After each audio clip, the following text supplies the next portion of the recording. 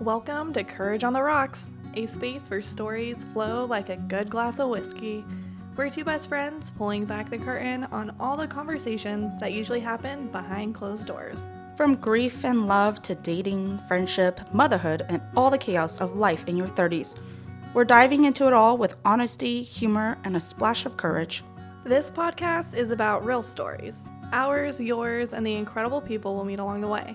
Whether you're here for inspiration, a fresh perspective, or just to hear from someone who gets it, we're glad you're with us. So grab your favorite drink, hit play, and join us as we navigate the highs, the lows, and everything in between, one episode at a time.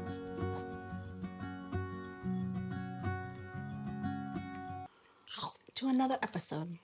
That's good old.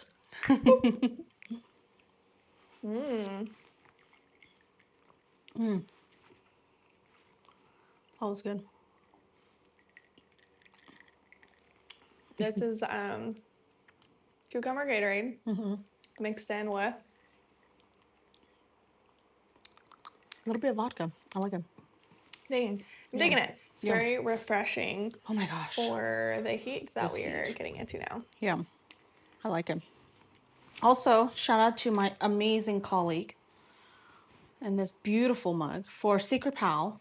She's like, oh, I know you do this podcast. I've been listening. So I thought it was just so personal and super sweet. Yeah, it was super personal, and I took it kind of personal when I didn't get one.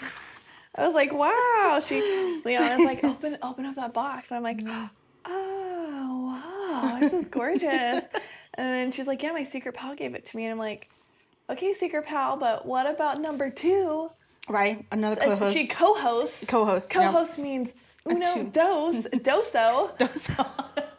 I'm kidding. I'm not that salty. I love it though. I do too. I think it's really sweet of her for doing that. Although I'm interested to see where she got it done, and maybe I can ask for It looks really good quality. Right? Maybe Yeah. we can get one made for you as well. I like it. And my cup, obviously, because I'm not as cool and don't have as cool friends, JK, is the rock climbing one with the crimp on the side. I still love it. I think it's so cool. I love it too. And I do have a cool friend because Leanna got it for me. And it works because today we're going to talk about rock climbing a bit. We're going to talk about a really cool event of our philanthropy. Is it our philanthropy? Is it our philanthropy if it's work? It didn't have to happen. It didn't. It is philanthropy, actually, because of how it was inspired. Yeah, how and it transpired. came about. It transpired I think 6 months in the making. It did. Okay, but before we get into how it transpired, what are we talking about? We are talking about that I took a group of 28 students from my adventure club. So I run a adventure club at school. And we go to all of these really cool places that kids may have never been exposed to or never tried before. And we take them there on a Saturday, on a random Saturday, we do that. So we, along with my amazing rock climbing community and you, thought of an idea of bringing them to Alpine to rock climb. So we brought 28 kids a couple of weeks ago to Alpine, and it was amazing. I loved seeing my students in a whole new light like that. It was really cool. Yeah, it was really cool. It was a privilege to be asked to be a part of it. Alpine, if you're kind of new to this, they're in Ripon. They're the only climbing gym in the area. It's where we climb. It's where we found our community. And it was really special to share that opportunity with a bunch of, 2nd through 6th grade students who had never in their lives been exposed to rock climbing. Yeah, when we were driving there on the bus, they were like, I've seen that building, but I didn't know what it was. I was like, now you do. Now when you drive by, you can say I've been here and I was there. I was up on that wall. Yeah. So about, what was it, 5-6 months ago? Thanksgiving. Oh yeah. Oh my God, it was Thanksgiving. Mariah hosted a Thanksgiving for our rock climbing community, and one of our just amazing friends, Eddie, was like, hey, let's do something amazing for our community. I really want to make this next year really cool and awesome, and how can we do it? And I was like, I can help with that. Hold on. I have this amazing group of students who I take around every month on different adventures. Can we somehow partner that together of having Alpine and us somehow collaborate and work together and bring this very small, tiny sport that not a lot of people know about into a community that has no idea of rock climbing, the concept of it as well, you know? So we had this dream. I think at Thanksgiving, we're like, oh yeah, I want to make that happen. How can we make that happen?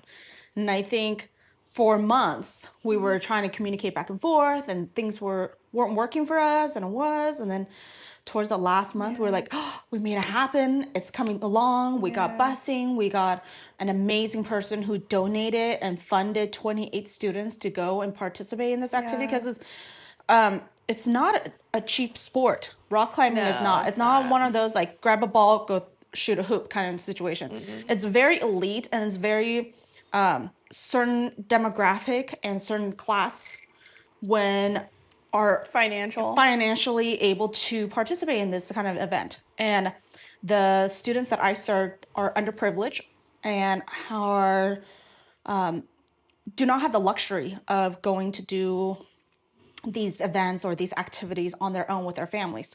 So the fact that like we had amazing donors who come in and like stepped up and provided this opportunity for our kids, it's just really, really cool to be a part of that and bring them along. So I remember being there Thanksgiving. We were having this conversation. Was this funding, because obviously it's 20, how many kids went? 28 kids. You're talking about just like the fee to get into Alpine. There's a harness, there's a shoe fee, like so I remember this transpired because Alpine had like been awarded like this financial gift from some famous actor or something like that. Yeah, a local guy from Jeremy Renner. Oh, Jeremy Renner, oh my God, but some famous. Jeremy Renner, like everyone knows who that is. Yeah, he had donated this amazing amount to help serve Alpine and the community, and like and to drive, you know, Alpine and reach out more to outside communities as well. Yeah. So was that, in the long run, was that what was funding it? Okay, there's a backstory. There is a backstory, because that was the idea. Is like it was all over social media, and everyone was talking about how Alpine was gifted this, and what are they going to do? How can we best support them and impact the people firsthand, right? So I talked to them about like, hey, I have a group of students. I would love to somehow get connected with that. Unfortunately, it didn't go through, but our community showed up. You know, I reached out to a couple of our friends, and they were like, we got it taken care of. Like, you bring the kids, you bring them, find the transportation to bring them, and you don't have to worry about like fees and everything. Really? Wow. Yeah. So a very generous donor. And he said he wanted to keep it anonymous, so I'll respect that privacy. But he was like, I am very passionate about it. I want to see this through. I will do whatever it takes to get your kids in there. And that's how it happened. It literally, like within a couple of weeks, emails got us connected, dates got booked, and it was like my school had extra funding through an after-school program that was already going to provide a bus, so we didn't have to worry about that transportation. And then that was just really simple from there. It was just on our end, we had to make sure all the forms were signed, the waivers, the online registration. We just had to do those paperwork, and then everything else was provided for them. That's amazing. I mean, whoever that donor was, I hope they were there and got to experience and see it. If they were not, my goodness, it was very much worth it. Yes, and I think we had expressed that afterwards to our sponsors, saying like, I'm just super grateful and thankful. And like, it was on a Wednesday we did that. For Thursday and Friday, I still had kids coming up to me saying like, that was the best field trip. Those last 2 days of school, and the fact that we did it on the last week of school was just even better, I think, for them, because the last week of school is just filled with so much chaos and stress and like just a lot happening. So I think to add on something really amazing like a field trip like this Every single day I had kids coming up and saying, that was amazing. My mom saw the pictures and the videos, and they were just like, they were so proud of me, and I was so brave.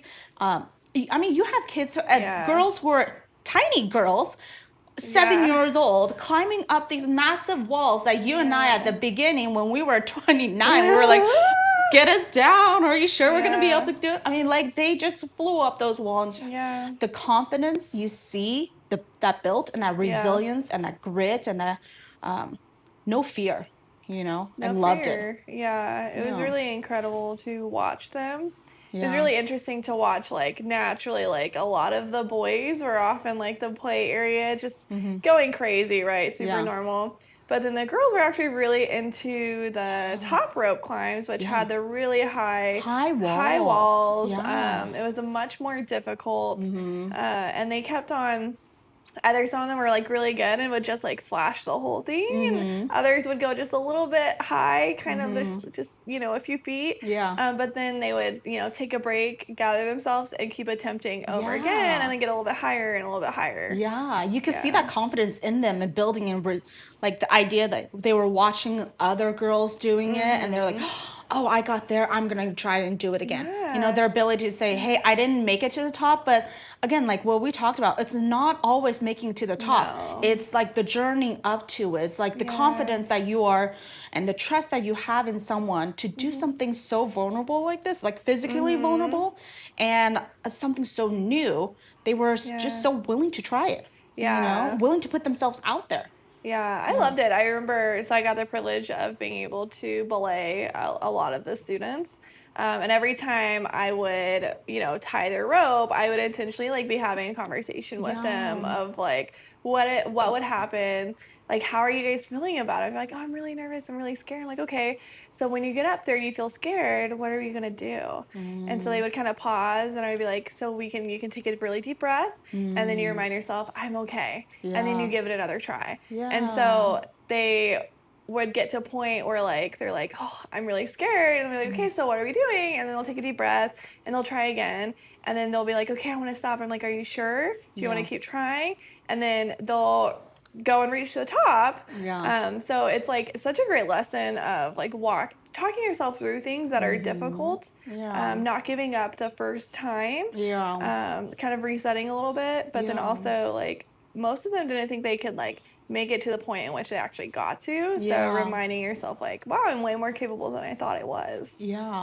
I think, along with that line, it was just really amazing for them to also be able to witness other people participating in the gym, like realizing that like, here's a grown woman doing this, and you are climbing along the same wall as her, you know, like you have just as much capability. And at the age of 7 and 8 years old, look at you, like you're accomplishing this as well.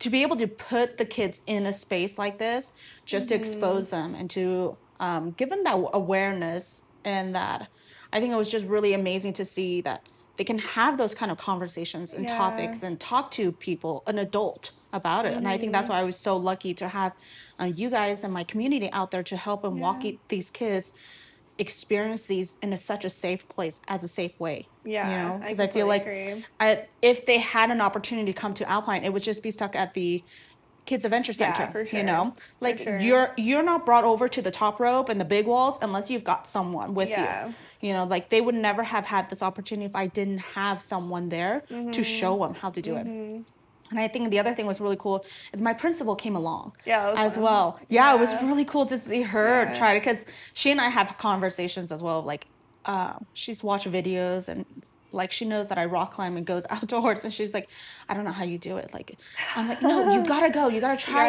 You try it, and she did. It was just like, it was also really cute to see that she brought her daughter as well, and her daughter saw that she was doing it, you know, and climbing in and conquering her fear. Totally. Yeah, and then like it gave that confidence to her, say, hey, my mom can do it, I can do it as well. So yeah, I like that a lot. Yeah, just seeing to give them an opportunity, right, is really what we're talking about, you know. Yeah. Makes a big difference. It does. It makes a really big difference. I think one of the biggest things we talked about for conversation as well is the kids that my school serves and the community that we work with, they're not they don't have the same advantage as people who are either born into this world or who have come across it like you and I have as well. Yeah. You know, and I talk about, the first thing we go through a teacher credential program is that picture of like equity versus equality. Yeah, equality. You know, the one like the 3 kids looking over the fence. And I always think about like, okay, how can I provide my platform for my students to be able to just to view the game, just to be able to see it, to be actively participating in it. And anytime I do events like this or give them opportunity to take them somewhere, I think about that picture like it's an equity thing. I'm just exposing them to something that many other kids have been naturally exposed to as well. So for people who are listening to this and they're not familiar with that equity versus equality and what it means when you say the 3 kids on the fence, can you describe visually like what you're talking about? Yeah, so there's this picture of 3 kids looking at a baseball game over the fence, right? You have a very tall kid who's just naturally tall and he can see over the fence. Then you have another kid who's in a wheelchair who's lower than the fence. And then you have another kid who's just hovering a little bit above the fence kind of area, I think, like, but still can't see over the fence, right? Equality is if you gave them all the same number of boxes. So the first picture is like a 1-foot box. You gave them all of it. That's equality, where everybody gets the same amount no matter what. And then equity is you give the kids what they need to have the same experience and same view, right? Like the kids who is born naturally tall does not need a box to stand over and see it because he's already standing and see it. He's like, I don't need a box. I'm already looking at the game, right? And the student who is in the wheelchair needs a little bit more in order to have a view, to have a place there. And then the other student as well just needs maybe one more just to give him that little edge, right? Like he could stand up and barely see it, but he just needs that extra support. So that's equity. And I always think about that when I'm serving students and I'm talking to students, like, okay, what do they need to get them to just the starting line, the starting line of it. So showing them rock climbing, exposing them, giving them that opportunity to be there. That was my version of equity for them, of like exposing you to this world, to this opportunity. Because you and I have also had conversations. People have birthday parties there, and it's not cheap. No, I thought about it, and I still said no. Yeah, it's not cheap, and it's like because it is an amazing experience. Like I get Alpine, like there's a reason why it's high priced. You know, like it takes a lot of risk to have a bunch of kids do this thing. I mean, kids get hurt there, you know? Yeah. So I get it. It's a very high demand sport. Also, it's very like scarcity. There's only one in this area. Yeah, and you have to like, I traveled 30 minutes for this thing, right? Like, yeah, so people will travel far just to go rock climb. And it's also located in one of the most like financially well-off towns that we have in the area, right? Yeah, and I think so. Being able to provide something like that for a community who, like all my students, say that they just see it when they're driving by. They see it. They don't know what it is. Or they know what it is, but they've never been inside of it, right? So like we gave them that opportunity to be there in the front row seat, see it, witness it, experience it, and realizing that like, hey, you belong here as well. You're just as much of like when you work hard, do your best, try your thing, you can achieve this as well. Yeah. So it's interesting because, you know, we had her, you know, young littles there. Yeah. And then a few months back, I brought my team in who were, they're undergrads, right? Yeah.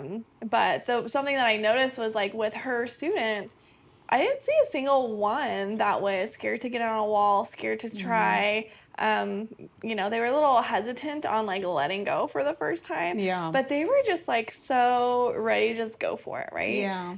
Whereas with my team, and I remember it specifically with my girls, right? I had some who were too scared, you know, to even try. They didn't feel like they could do it. It wasn't for them without even touching a wall. Or they would kind of go off when we were in a different room and they wanted to do it by themselves so no one was watching. Yeah. Right? Like those are two very different experiences, and there's a whole longevity of, you know, life experience, lived experience that gets a girl to a point where either, oh, I'm so brave, I'm doing this, versus, oh, I don't want to touch that wall because I already don't believe that I can do it. Yeah. Right? So, like, you opening up the door, Mm-hmm. saying, come into this space, right? Mm-hmm. There's no, they're not going to lose anything by doing Yeah. it. And I think they gain so much Yeah. by like having that confidence, having that Yeah. exposure, being surrounded by people who, some of those people looked like them, right? Yeah. Like who did those things. They saw really, older girls, Yeah. accomplish big things. We saw little girls, we saw Yeah. 7-year-olds climb things that like I climb, right? Yeah. And they had no idea that they were even that capable. Yeah.